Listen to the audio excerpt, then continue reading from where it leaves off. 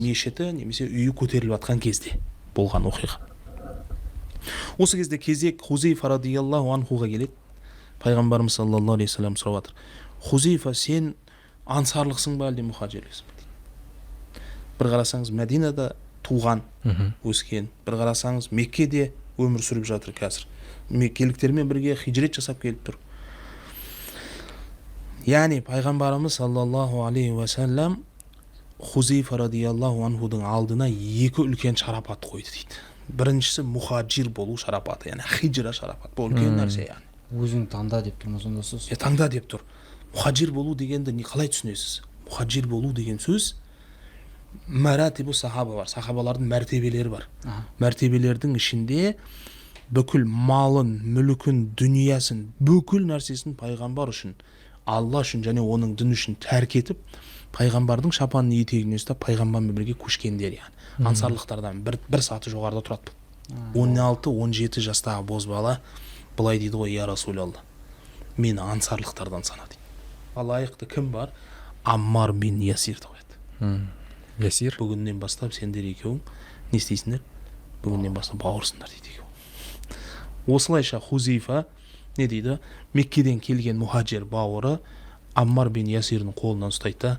Сол Мәдинаның географиясының ішінде күн көрудің, өмір сүрудің халі мен жағдайларымен айналысып кетеді осылай.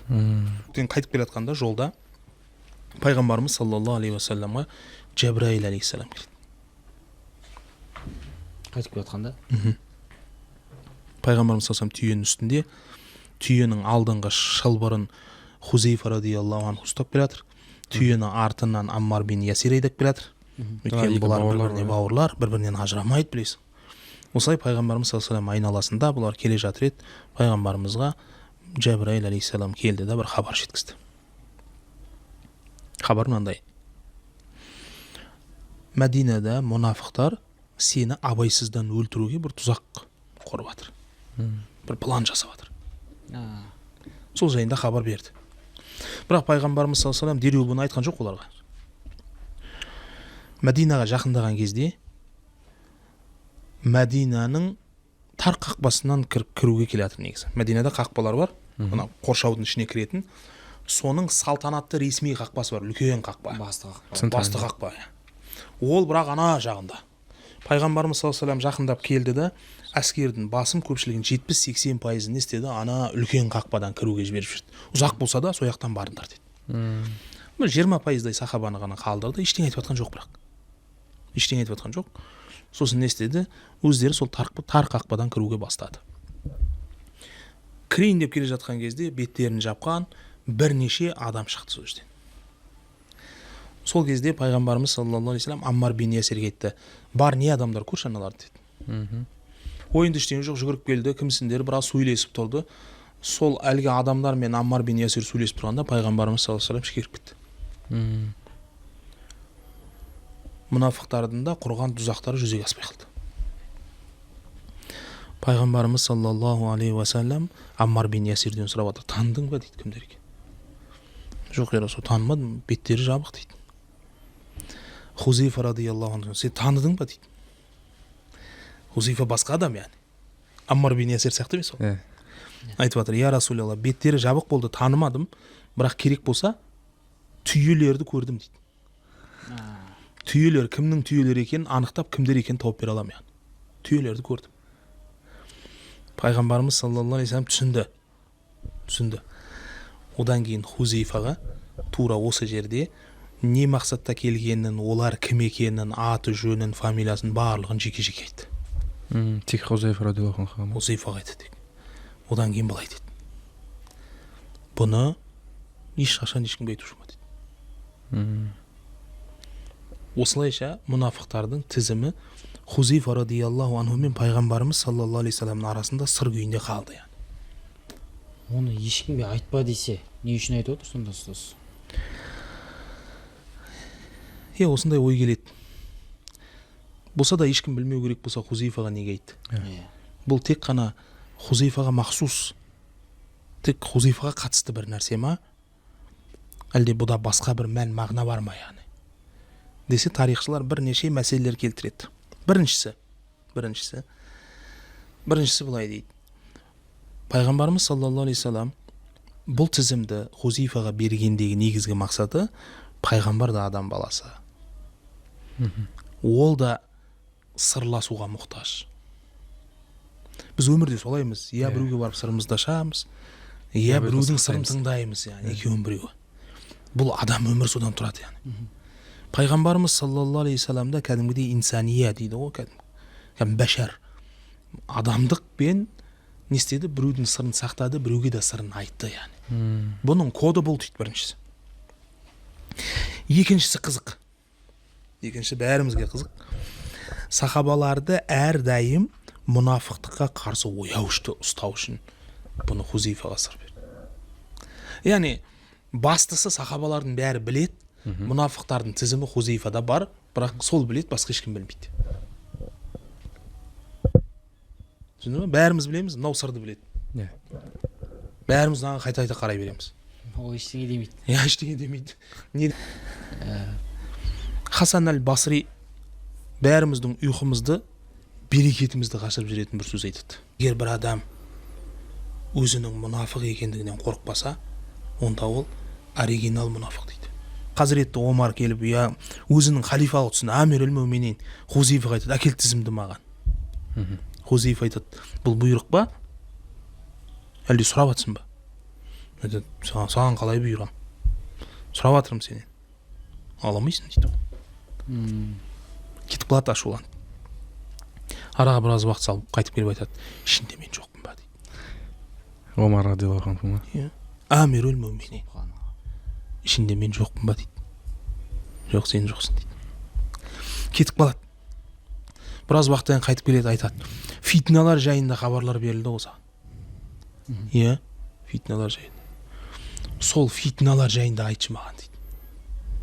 Айтады, не істейсің, өзіңді өзің қинап, фитналар сенің заманыңда болмайды. Бір осыған тоқталып шықсыз фитналар жайында. Фитналардың есігі ашылады және сынады деген екі риуаят бар дейді. Фитналардың есігі ашыла ма, әлде сына ма дейді. Пайғамбарымыз саллаллаху алейхи вассаламнан бір екі риуаят бар екен. Хузейфа радиаллаху анху айтады, пайғамбарымыз саллаллаху алейхи вассалам дүниеден өтуіменен фитнаның есігі ашылды дейді. Енді фитнаның есігі сынады дейді. Енді фитнаның есігі сынады дейді. Деп тізесін ұрып, Хазіреті Омар жылайды. Кетіп қалады. Араға біраз уақыт салып келеді. Менің әкімдерімнің арасында мұнафық бар ма дейді. Біреуі бар дейді. Кім айтмаған дейді. Айта алмаймын дейді. Араға аз уақыт салып, Хазіреті Омар сол әкімді алып дейді. Толады. Орнынан. Түсінбе? О да әшейін адам емес қой. Аллаху субхана ва тағала сондай бір салахиет берген адам. Егер бір адам дүниеден өтсе дейді сахабалардың арасында, өзі күтеді дейді. Адам жіберіп айтады, жаназада Хузейфа бар ма жоқ па көріп кел. Жаназада Хузейфа бар десе барып қатысады, Хузейфа жоқ десе қатыспайды. Пайғамбарымыз саллаллаху алейхи уассаламның, яғни мұнафықтардың тізімін бір адамға беріп, ешкімге айтқызбай қоюының сырын түсініп жатсыз ба? Әрбір сахаба Хузейфаның алдына келгенде өзін басқаша ұстайтын еді дейді. Пайғамбар саллаллаху алейхи уассалам сол бір түні сахабалардың алдына келіп тұрды. 3000 сахаба алдына келіп тұрды да, маған Ғатафан мен Құрайыштың хабарын кім біліп келеді деді ғой. Ана жақтағы болып атқан хабарды маған кім біліп келеді, сол менімен бірге жәннатта болады деді. Мәссаған. Қиындау нәрсе негізі, Бұл өлім сапары деп аталады негізінде. Бұл сапар өлім сапары. Егер де ана жерде біреу танитын болса, онда сол жерде 10 000 адамның астында тапталып өлесің. Сахабалар үндей алмай қалады дәл. Сонда пайғамбар саллаллаху алейхи вассалам, ей Хузайфа тұр деді ғой. Ей Хузайфа тұр деді. Кім ол? Хузайфа ибн Яман әл-Абси. Өте ұлы сахаба Хузайфа ибн Яман. Сөйтті, ей Хузайфа, бізге хабарды беріп кел деді. Сөйтті де Хузайфа ибн Яман түннің ішінде жылы жерден салқын жерге қарай өтті. мүшриктердің ішіне өйтіп бүйтіп тығылып барып ішіне кіріп кетті. Сөйтсе Абу Суфиян, жиналыңдар, жиналыс жасаймыз деп жатыр екен. Адамдардың барлығы жиналып жатыр. Әркім өзінің қасындағы адамға қарасын.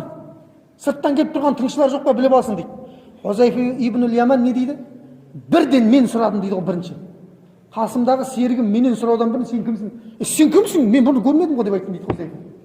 Ана өзі біртүрлі болып қалды дейді. Қалай сен мен жүрдім ғой неше күннен бері? Сөйтіп анаң өзін не істеп тастады? Анаң өзін жынды қылып тастады, кімсің сен деп. Бұл Хузайфадан сұраудан қалдың иә. Мен Хузайфам деп айта алмайды ғой енді. Сонымен не керек? Абу Суфиян келді де, халайық деді ғой, мына жел біздің ойран топанымыз шығарып жатыр дейді. Оның үстіне ішіміздегі бөлінушілік бар. Мен қайтам елге деді ғой. Мен елге қайтам, бұл соғыс бізге ешқандай нәтиже бермейді. Кім қайтады, кете берсін бос деді ғой. Сонда Хузайфа ибн Яман Абу Суфиян қасында сөйлеп тұр ана жерде. Жанымнан өтіп бара жатыр дейді Хузайфа ибн, кім айтады? Хузайфа ибн Яман дейді. Қолымда қылышым мен садағым бар дейді да. Абу Суфиянды тұрып, басынан бір шапсам, мен өлгірем дейді. Одан кейін мен өлтіріп тастамайсың, бірақ мен Абу Суфиянды өлтіріп өлгірем дейді. Бірақ маған Алла елшісінің сөзі есіме түсіп кетті. Не деген? Ей Хузайфа, еш нәрсе істеме, тек мен берген тапсырманы ғана орында деп айтқан сөзі есіме түсіп кетті. Еш нәрсе істеме деді. Қолынан келсе де еш нәрсені істеме деген нәрсесі есіме түсті. Өзімді әрең ұстадым дейді. Осы хабарды алдым да қуанып, салқын жерден жылы жерге қарай кірдім дейді ғой. Алапат дауылдың арасынан мұсылмандар жаққа қарай өттім де Алла елшісіне осындай бір хабармен келдім дейді пайғамбар саллаллаху алейхи уассаламға Хузайфа ибн Яман. Сонда пайғамбар саллаллаху алейхи уассалам өте қатты қуанды дейді.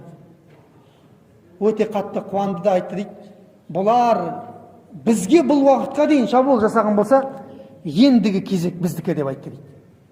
Ендігі кезек біздікі. Біз оларға қарсы енді шабуылға шығамыз дейді. Бұған дейін келіп жатыр ғой, Бәдірде келді, Ухудта келді, Хандақта келіп жатыр. Енді біз оларға қарсы шығамыз деп айтты дейді пайғамбар саллаллаху алейхи уассалам. Нуайм ибн Масуд, Хузайфа ибн Яман радиаллаху анхума екеуі де өте ұлы сахаба. Нуайм ибн Масудтың өмірін, тарих кітаптарының барлығын қарадым, бірақ өкінішке орай тек осы оқиғасы ғана жазылған. Одан кейін бейхабар екен өмірі жайында. Бірақ хабаршылар, тарихшылар айтқан, ол кісі Осман радиаллаху анхудың заманында дүниеден өткен дейді. Пайғамбар саллаллаху алейхи вассалам бір хадис риуаят еткен екен. Басқа ешқандай бізге ол туралы хабар жоқ дейді.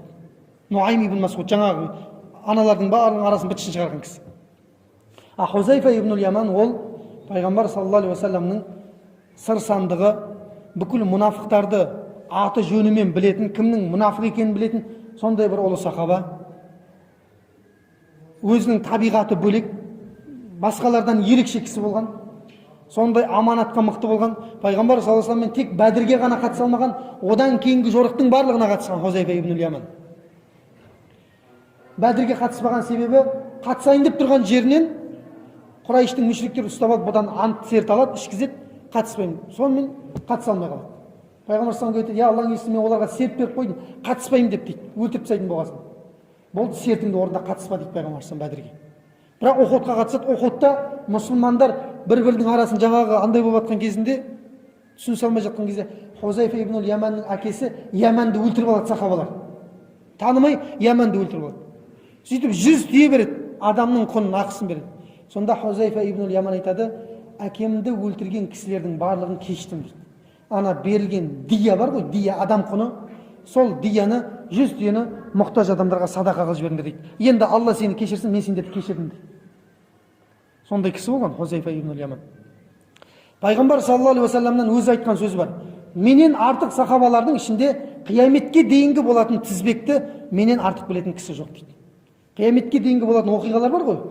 Даджалдың шығуы, Яжуж-Мажуждың шығуы, түтіннің шығуы, оттың шығуы, осыны барлығын тізбегімен менен артық білетін сахабалардың ішінде қияметтің хадистерін менен артық білетін адам жоқ деп айтқан кісі екен. Және айтқан, әрбір қауымды 200-ді мұнафықтар басқармайынша қиямет келмейді деп айтқан екен ол кісі. Әрбір қауымды мұнафықтар басқармайынша қиямет орнамайды деп айтқан екен. Сондай бір ұлы сахаба Омар радиаллаху анхудың заманында Мәдәин, Парсы империясын құлатқан сол әскердің ішінде Нахаванд деген соғыста жеңіске жетіп Парсы империясын қиратып, парсылардың астанасы Мәдаин деген қала бар. Сол қаланың әкімі қылып тағайындалған Омардың атымен, Омардың бұйрығымен. Сонда Омар радиаллаху анху әдетте әрбір әкім болған кісіге хат жазып жібереді екен. Мына хаттағы нәрселерді орында деп. Әкімге жазады екен. Ал бұл жолы Омар дейді, әкімге емес, Хузайфаға емес, халыққа жазып жіберді дейді. Егер Хузайфа сендерді бірдеңеге бұйырса, соны істеңдер, неден қайтарса содан қайтыңдар деп айтты дейді. Ол өйткені менің ең сүйікті бауырым деп айтқан екен Омар радиаллаху анху. Омардың өзі заманында егер де жаназаға шығатын болса не істейді екен? Хузайфа бар ма жоқ па соны біліп алады екен. Жаназаның ішінде Хузайфа бар деп хабаршылар келсе, жаназаның намазын оқиды екен. Егер Хузайфа жоқ десе, онда жаназаға шықпайды, басқа бір жібереді екен. Неге? Өйткені ол мұнафықтардың тізімін біледі екен, Хузайфа ибн Яман. Осылайша ұлы сахаба Хузайфа ибн Яман Осман ибн Аффанның өлімінен кейін, үшінші халифа Абу Бакр, Омар, Османның өлімінен кейін 40 күннен кейін сол Мәдаин қаласында, қазіргі Ирактың Тигр мен Ефрат деген екі өзен Тигрдің жағалауындағы Мәдаин қаласында дүниеден өткен екен. Өмірден өтетін кезде айтқан дейді: "Я Аллах Тағалам, менің саған қаншалықты ғашық екенімді білесің ғой сен. Енді ғашықтар бір-бірімен кездескен кезде разы болып кездесші" дейді. Яғни мені разы күйіңде кездесші өзіңмен бірге деп айтқан екен. Сол міне Хузайфа ибн Яман осындай керемет істі тындырған. Ертең қиямет күні пайғамбар саллаллаху алейхи уассаламмен бірге болады. Өзі айтқандай міне Хандақ күні менімен бірге болады деді ғой жаңа. Сол кісімен бірге болады. Иншалла Аллах Тағала сол кісімен бірге баршамыздың болуымызды нәсіп етсін.